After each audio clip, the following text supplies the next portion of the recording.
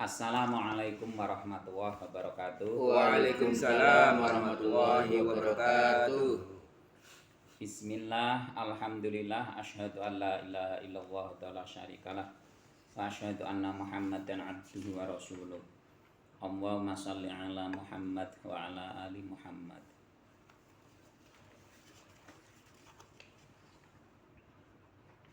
Ibadallah usikum ba'iyaya bitaqwa faqad fazal muttaqun. Bapak Ibu, karyawan BTM Muhammadiyah pimpinan daerah Kabupaten Brebes, pendengar semuanya yang senantiasa dirahmati oleh Allah Subhanahu wa taala.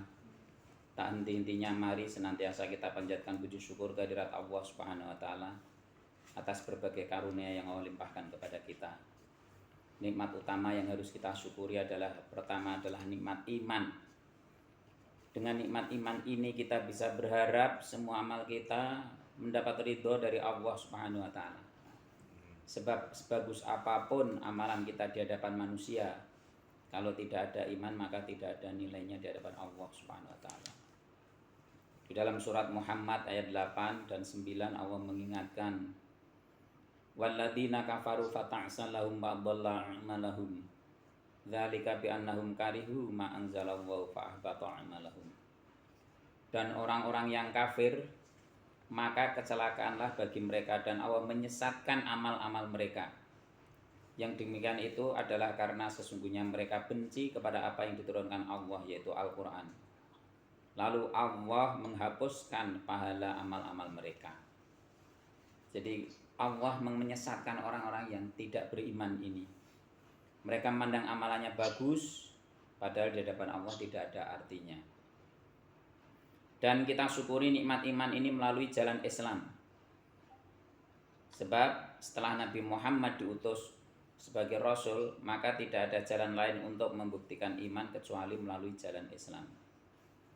Inad dina indallahil Islam wa makhtalafal ladina utul kitaba illa min ba'di ma ja'ahumul ilmu baghyan bainahum.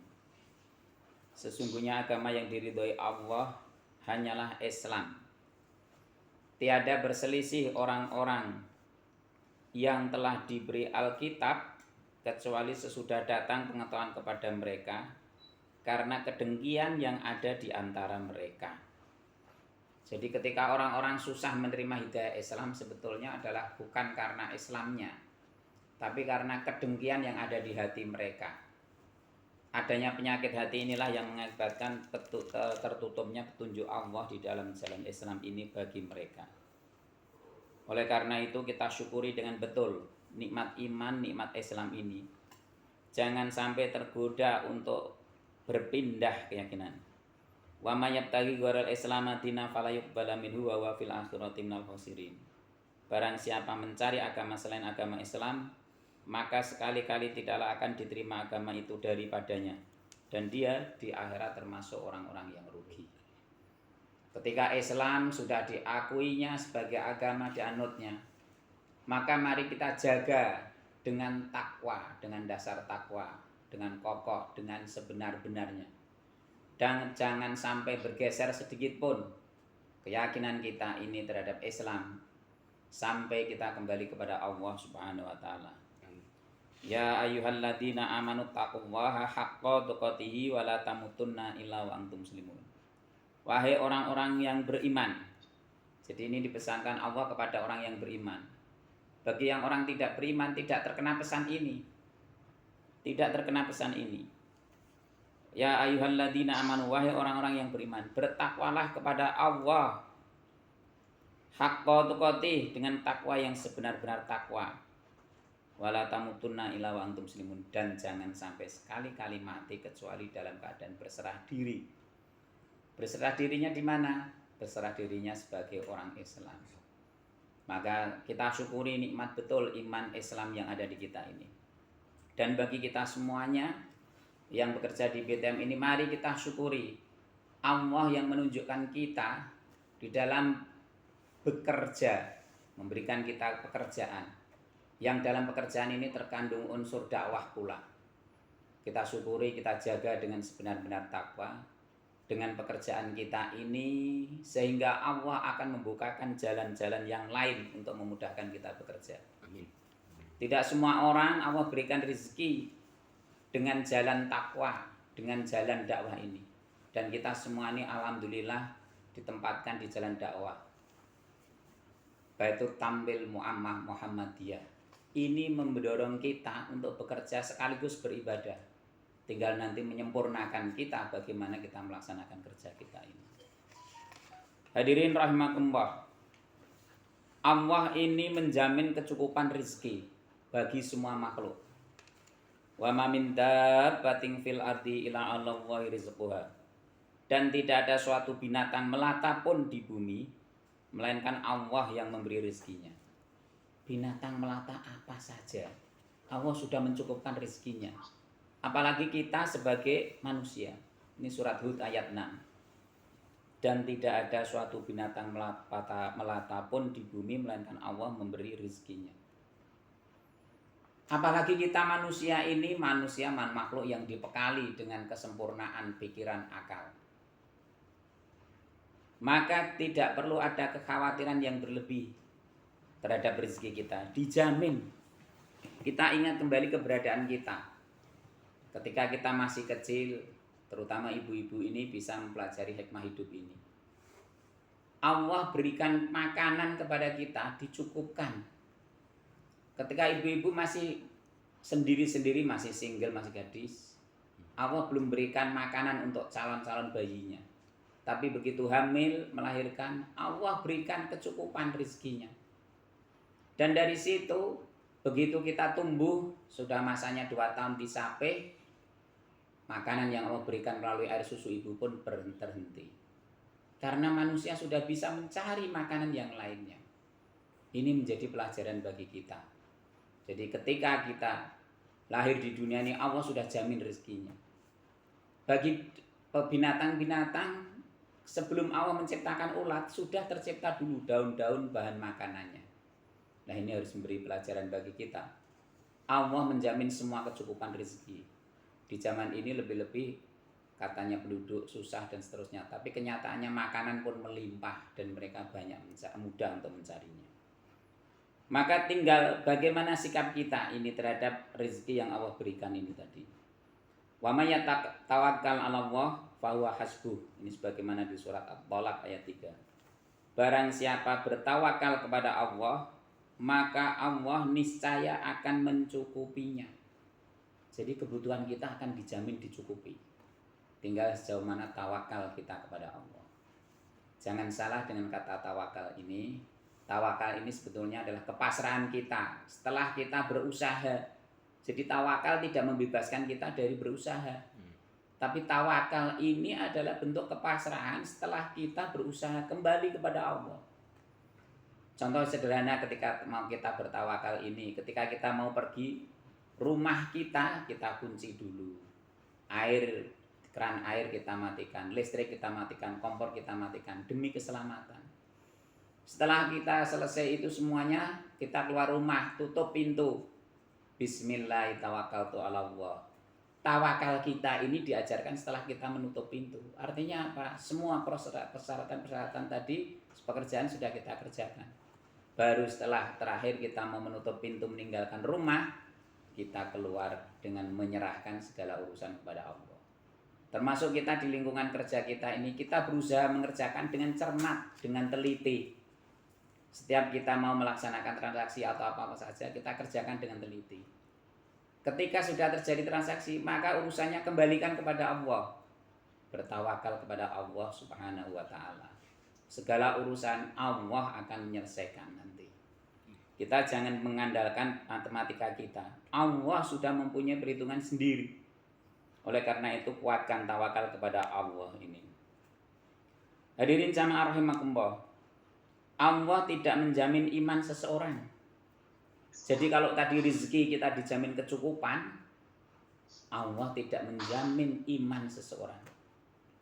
Semua di kita ini tercampur, ada yang baik, ada yang buruk. Di dunia ini pun semuanya masih tercampur, ada yang baik, ada yang buruk, bercampur. Nantilah di akhirat akan terpisah. Orang yang baik akan ditempatkan pada kelompok orang yang baik yang nanti mengarahkan perjalanannya ke surga. Sebaliknya orang yang tidak baik sudah akan mulai terpisah, dikumpulkan dengan orang-orang yang tidak baik dan akan mengarahkan perjalanannya ke neraka dengan berbagai proses yang ada itu. Ini sejak alam akhirat.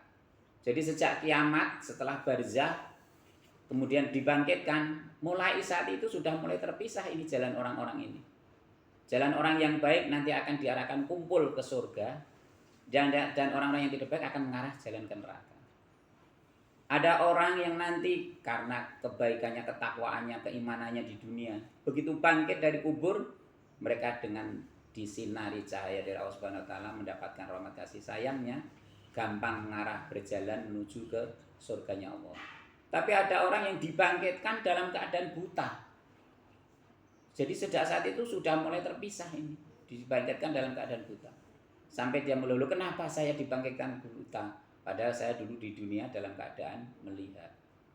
Dari sini ini sudah mulai terpisah alurnya ini. Kemudian dijawab, karena kamu di dunia dulu juga melupakan Allah dan syariat-syariatnya. Nah, dari pelajaran ini, maka sebenarnya hidup kita di dunia ini tidak ada yang menjamin iman kita. Fa'alhamaha fujuraha wa taqwaha. Maka Allah mengilhamkan jalan kepada kefasikan dan ketakwaan. Tergantung kita ini mau kemana. Nanti kita yang berusaha bersungguh-sungguh di jalan takwa, Allah pun akan memberikan jalan, menuntun jalan itu. Sebagaimana di dalam surat Al-Ankabut ayat 69. Jadi kita akan ditunjukkan di jalan itu. Dan ketika kita mau mengikuti petunjuk Allah itu, Allah janjikan akan ditambahkan petunjuk. Contoh sederhana konkretnya misalnya demikian. Ketika Bapak Ibu ini mau berjalan dari rumah menuju ke suatu tempat, mungkin yang pertama kali melalui jalan yang harus jauh berliku-liku, berbelok-belok. Tapi setelah tahu ada jalan terobosan yang lain, kita sederhana berpikirnya kita, oh ternyata ada jalan yang lain yang harus kita lalui. Padahal itu adalah petunjuk Allah yang dijanjikan. Ketika kita mau mengikuti petunjuk, sehingga Allah menunjukkan jalan lain yang lebih mudah. Jadi semakin kita mengikuti petunjuk, Allah pun akan memberikan petunjuknya semakin memudahkan kita. Kalau bagi anak-anak sekolah, contoh yang sederhana seperti ini. Ketika Bapak Ibu guru menerangkan misalnya sesuatu kerjaan diterangkan di sana. Cara-caranya seperti ini. Ketika anak itu melakukan petunjuk sebagaimana Bapak Ibu guru, maka semakin hari dia akan menemukan cara yang lebih mudah lagi. Terutama kalau pelajaran keterampilannya akan lebih tampak lagi. Bapak Ibu bekerja juga demikian. Awal-awal bekerja dituntun dengan cara yang rigid seperti itu, nampaknya rumit. Tapi ketika sudah bekerja, lama-lama akan ditemukan jalan yang lebih mudah lagi. Semakin praktis, semakin mudah, semakin bisa dilakukan. Nah ini jalan iman dan jalan takwa juga demikian. Ketika kita berusaha mengikuti petunjuk Allah di jalan itu, maka Allah akan menunjukkan jalan lain yang lebih memudahkan kita. Memang di sana akan tergambar ada beberapa kesulitan-kesulitan. Nah dari situlah dengan kesulitan itu Allah memberikan jalan kemudahan. Jadi jangan dianggap kesulitan itu berpisah. Tidak, itu sebagaimana uang yang menggulir bersama. Satu sisi ada kesulitan, tapi bersamaan itu pun juga ada kemudahan. Dalam setiap kondisi demikian. Kita melihat dulu ketika 2 tahun yang lalu di masa Covid, betapa orang terkungkung sana sini, mau beli nampaknya susah. Tapi ternyata dari kesusahan itu menimbulkan jalan baru yang lebih mudah. Kalau waktu itu mau membeli susah, orang harus berjalan sendiri. Dengan masa Covid-nya ternyata pertumbuhan luar biasa penjualan online dan yang lain. Sehingga orang sekarang ini sudah terbiasa malam-malam memberi apa secara online, pesan 2-3 hari barangnya datang. Kalau dulu belum terfikirkan masalah ini, ketika pengen beli ya harus besok pagi keluar mencari barang. Allah menunjukkan jalan yang lain. Bersama kesulitan Allah tunjukkan jalan kemudahan. Inilah. Maka ketika kita bekerja ini, bekerjalah dengan sungguh-sungguh. Dan kita harus syukuri betul, saya ingatkan betul, syukuri betul pekerjaan kita ini. Pekerjaan kita ini penuh dengan nuansa dakwah. Dalam suasana dakwah, mengajak orang. Ini adalah jihad kita di bidang ekonomi syariah. Jihad kita di bidang ekonomi syariah. Maka sekaligus kita ini bekerja berharap rezeki yang halalan thayyiban, tapi juga ini kita sebetulnya adalah orang-orang yang berdakwah di jalan Allah. Suksesnya kita ketika manusia yang mengaku Islam ini bisa kafah di dalam berekonomi pula, selain dalam beribadah sesuai syariat, bermuamalah juga mengikuti. Hadirin jamaah rahimakumullah. Di dalam surat Muhammad ayat 17, waladinah tatau zadam huda wa atahum taqwahum. Dan orang-orang yang mau menerima petunjuk, Allah menambah petunjuk kepada mereka dan memberikan balasan ketakwaannya. Jadi ketika kita mau mengikuti petunjuk di jalan-jalan yang benar, meskipun sekilas tampak sulit, rumit di depan, ketika kita sudah lalui berapa kali, 2 kali, 3 kali, nantinya Allah akan temukan jalan-jalan yang mudah. Jalan-jalan, cara-cara mengerja, cara-cara bekerja kita sehingga menjadi lebih mudah. Itulah jalan kemudahan yang dijanjikan Allah di ayat ini. Hadirin jamaah rahimakumullah. Mari kita berusaha untuk menjaga amanat agama yang dibebankan kepada kita ini melalui perjuangan pekerjaan kita di jalan dakwah, yaitu di ekonomi syariah. Allah memerintahkan kita untuk mencari pekerjaan yang halal, dan disinilah Allah sudah menunjukkan kita harus berkeyakinan bahwa jalan hidup kita ini yang kita pilih adalah jalan yang halal. Tinggal ketika ada beberapa yang belum dirasa kurang pas, kita sempurnakan. Termasuk di dalam pekerjaan-pekerjaan kita ini. Kalau dulu misalnya ketika ada akad-akad kita belum menyempurnakan, maka sebagaimana saya sampaikan pada manajernya juga, ketika ada akad dilengkapi, ada saksi, ada tulisan, ada bukti-buktinya itu. Nah, Allah di dalam Al-Qur'an memerintahkan ya ayuhan nas kulu mimma fil ardi halalan thayyiban. Hai umat manusia, makanlah yang halal lagi baik dan bergizi dari apa yang terdapat di bumi. Ini di surat Al-Baqarah ayat 168. Allah memerintahkan ini kepada semua manusia. Bukan hanya orang yang beriman, semua manusia diperintahkan. Adapun orang yang beriman, dia akan berusaha mencari rezeki untuk dimakannya yang halal dan thayyib, halal dan baik. Bagi orang yang tidak beriman, mereka bisa mencari rezeki juga, tetapi dengan jalan sebagaimana yang mereka inginkan. Kita diminta untuk makan makanan yang halal. Ketika suatu makanan ini halal masuk di tubuh kita, maka Allah akan memudahkan kita untuk aktivitas yang baik untuk selanjutnya. Jadi ketika kita makan makanan yang halal, fa insyaallah makanan yang halal ini nanti akan menjadi sumber energi kita. Dari sumber energi yang halal ini pula, maka Allah akan menjadikan energi kita ini energi yang positif, mudah digunakan untuk melaksanakan kebaikan, mudah dilaksanakan untuk menghindari hal-hal yang bermaksiat dan sebagainya.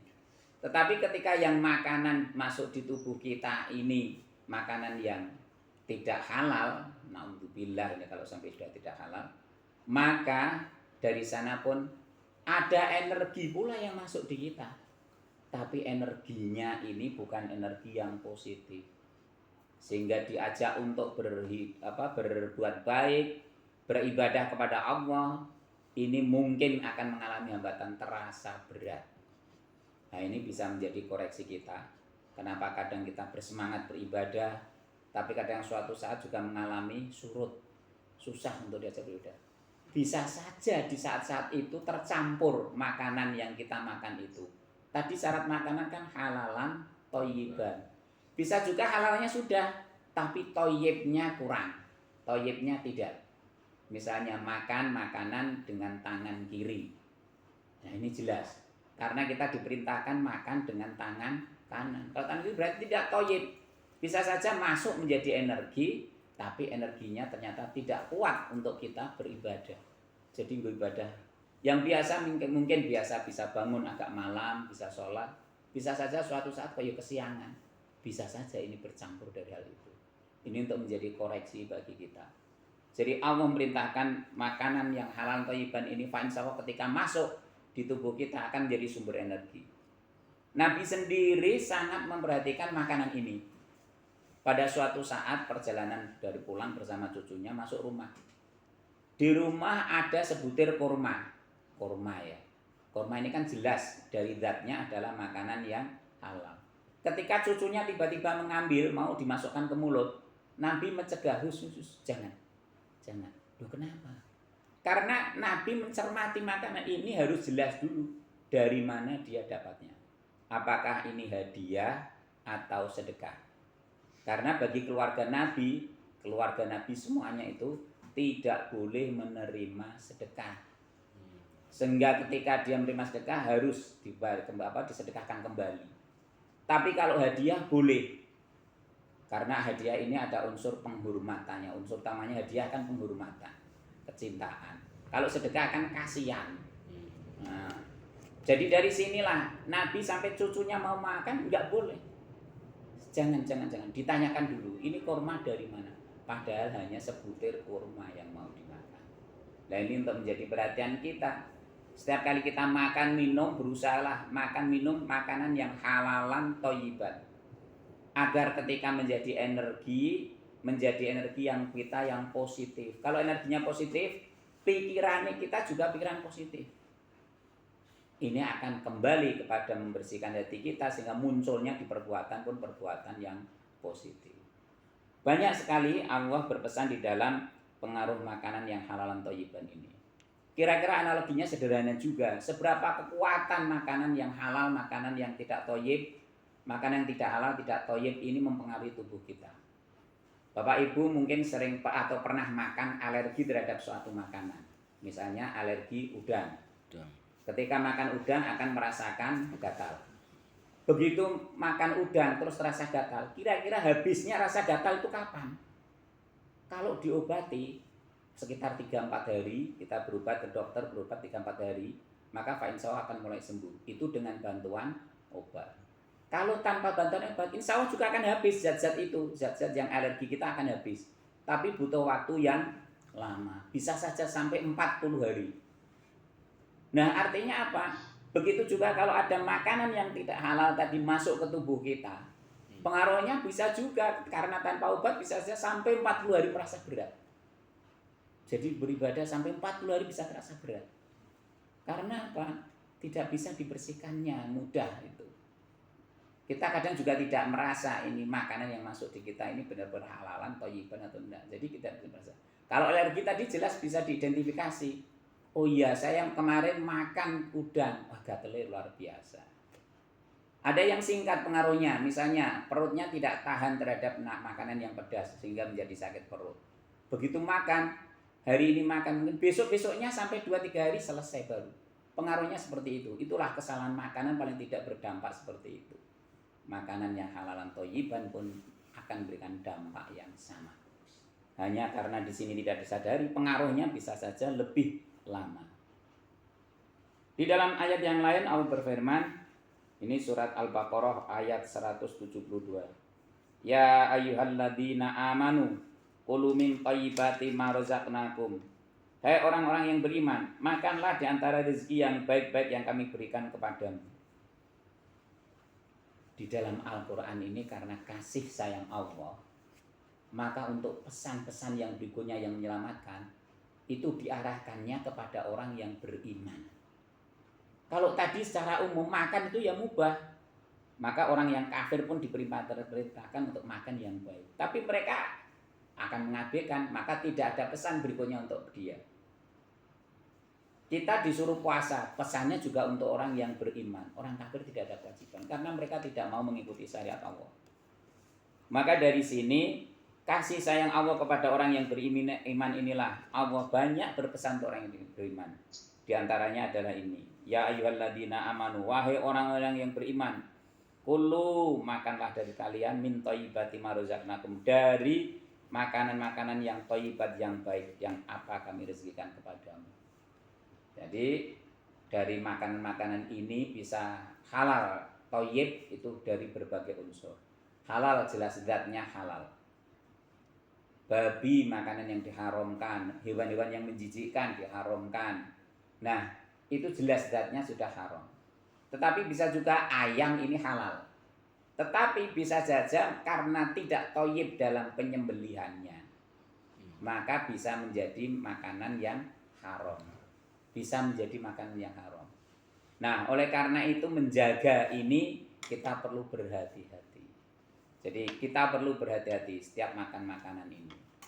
Ini terutama makan makanan ini. Untuk anak-anak kita juga ini jangan sampai makan makanan sembarangan. Para ibu ketika mulai menyuapi anak-anaknya dibiasakan ini jangan sampai menyuapi anaknya gimana caranya supaya bisa, tapi mengabaikan syariat-syariat ini. Karena nantinya juga anak-anak kita itu kenapa kok ya susah diatur, susah diberitahu. Bisa juga cara kita beri makannya juga salah. Ketika beri makan anak-anak kita, dicoba dibiasakan anak dalam kondisi duduk, diajak duduk. Kemudian dibaca, ketika ibu nyuapi sambil membaca basmalah, disuapi anaknya, dan seterusnya. Ini dibiasakan. Sehingga nantinya makanan yang masuk fa insyaallah akan menjadi makanan yang halalan dan juga thayyiban. Kadang-kadang ada yang untuk sambil makan, ibunya sambil menjalan ke sana ke sini, ketemu sana sini. Nah, akibatnya yang makan ke anaknya juga makanannya sih halal, tapi cara makannya mungkin bisa saja tidak thayyib. Nah, dari sini anak-anak kita akan peroleh sumber energi. Tapi mohon maaf, kenapa sumber energi dari anak-anak kita ini Kak tidak bisa mengajakkan kepada ketaatan kepada Allah? Bisa saja cara makannya, kita menyuapinya itu tidak thayyib tadi. Ini untuk menjadi pelajaran kita. Ibu-ibu, bapak-bapak, jamaah rahimakumullah. Ketika Allah sudah menggariskan halal haram ini urusannya Allah. Yang berhak menentukan hukum itu adalah Allah. Maka kita hanya tinggal berusaha menaatinya. Jalan yang haram kita hindarkan, jalan yang halal itulah yang kita tempuh. Kita tidak boleh menentukan halal haram ini.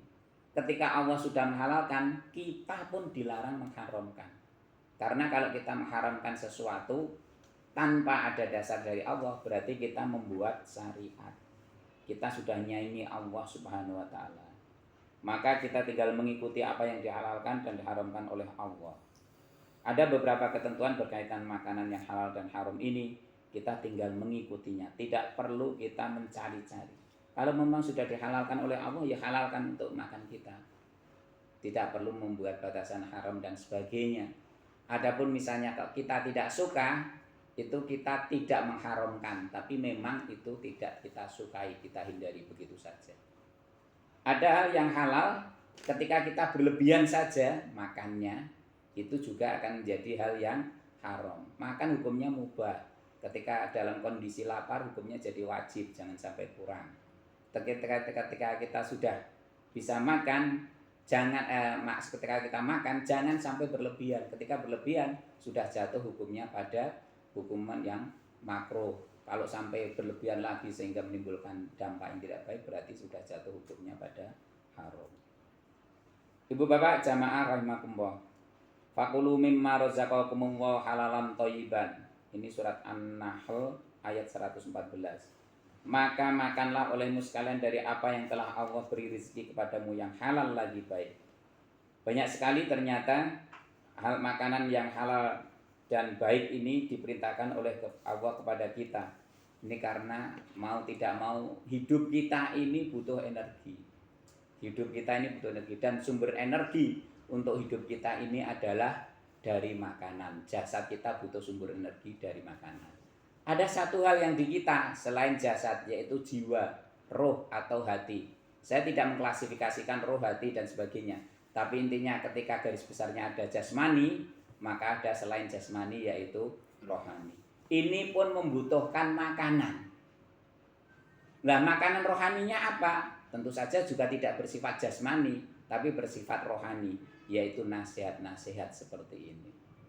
Nah, dari nasihat rohani inilah untuk bisa menjadikan rohani kita bisa hidup. Jadi kalau tidak pernah diberi nasihat rohani kita ini, hati kita ini ya akan mati lama-lama. Matinya dari apa? Bukan mati secara fisiknya mati, bukan. Tapi hati ini akan menjadi tertutup, susah menerima nasihat. Jadi hati ini akan susah menerima nasihat. Ketika hati kita ini setiap kali melakukan perbuatan, hati kita pun memberi pertimbangan. Dengan adanya nasihat, maka dari sanalah hati akan memberikan bisa hidup, bisa menilai isi baik atau buruk. Ini hati yang masih hidup. Jadi kalau hatinya sudah mati, tidak pernah bisa membedakan mana baik, mana buruk. Nampaknya ada tamu itu. Jamaah rahimakumullah, mari sekali lagi pada kesempatan pagi hari ini lebih saya tekankan, kita sudah diberi pekerjaan, kita sudah diberi nikmat oleh Allah berupa iman Islam. Kita jaga dengan sungguh-sungguh nikmat ini. Hati kita jangan sampai kufur, karena iman Islam itu sebetulnya, terutama iman ini permasalahan hati. Bisa saja seseorang itu ya masih sholat, masih ini, tapi kenapa bisa terjatuh hatinya pada keluar dari iman? Karena ini permasalahan hati. Jadi hati kita ini kita jaga. Nah, kita diberi nikmat iman, kita syukuri dengan menjalankan syariat Islam, dan terlebih lagi kita ditempatkan oleh Allah. Jadi kita ditempatkan oleh Allah di jalan pencari rezeki yang di sana sekaligus merupakan jalan dakwah. Ini tidak semuanya bisa berjalan seperti ini. Banyak orang mengejar rezeki yang banyak, tapi tidak pernah tergambar, terpikirkan urusan halal haramnya. Padahal di sini kita sudah ditempatkan benar-benar di jalan yang berusaha untuk berada di jalan yang halal. Maka kita berusaha untuk menjaganya. Kemudian kita syukuri nikmat ini dengan bekerja sebaik-baiknya. Setiap kali ada cara-cara yang mengalami kesulitan, yakinlah Allah nanti akan menuntun jalan kita kepada kemudahan. Ini bersama. Jadi Allah akan berikan kemudahan. Bagi orang-orang tadi saya tunjukkan akan menuju suatu tempat. Mungkin ketika pertama kali ada jalan berliku-liku. Tapi berikutnya Allah ketika kita sudah melaksanakan, Allah akan menunjukkan jalan yang lebih mudah. Oh ternyata ada jalan yang lebih simpel. Panjenengan bekerja nulis beberapa kali untuk satu hal.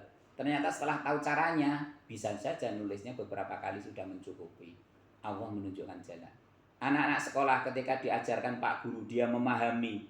Dia mulai belajar dengan mengerjakan soal-soal. Fa insya Allah nanti Allah akan menambahkan keterampilan padanya, lebih mudah untuk mengerjakan soal.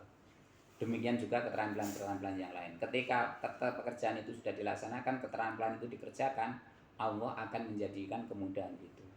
Kemudian dengan dituntunnya jalan yang kita bekerja di jalan yang halal ini, fa insya Allah semoga kita bisa setiap rezeki yang kita bawa pulang ini benar-benar rezeki yang halalan, thayyiban. Dan rezeki yang halalan thayyiban ini yang kita buat untuk makan, menyuapi anak istri kita, semoga menjadi energi positif bagi keluarga kita. Amin. Sehingga keluarga kita semuanya mudah diajak untuk berada di jalan takwa kepada Allah Subhanahu wa Ta'ala. Semoga ini mencerahkan dan mendapat ridho dari Allah Subhanahu wa Ta'ala. Demikian yang bisa saya sampaikan pada kesempatan kali ini. Nampaknya waktu sudah sampai jam 8.31 di sana jam disampaikan. Saya mohon maaf sekiranya ada hal yang kurang benar. Kalau mungkin masih ada pembicaraan, monggo nanti bisa disampaikan, kita kaji bareng-bareng. Kalau sekiranya cukup, saya akhiri dulu. Dan saya tutup dulu dari pembicaraan saya. Assalamualaikum warahmatullahi wabarakatuh. Waalaikumsalam warahmatullahi wabarakatuh.